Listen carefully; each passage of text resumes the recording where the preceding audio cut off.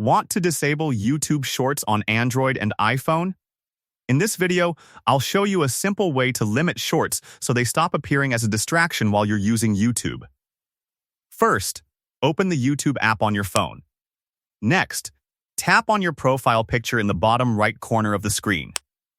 After that, tap on the settings icon in the top right corner. Now, scroll down and select Time Management. Once you're there, look for the Shorts Feed Limit option and tap on it. Turn on the Shorts Feed Limit feature, then set the limit to 0 minutes. After you've done that, go back to the YouTube home screen.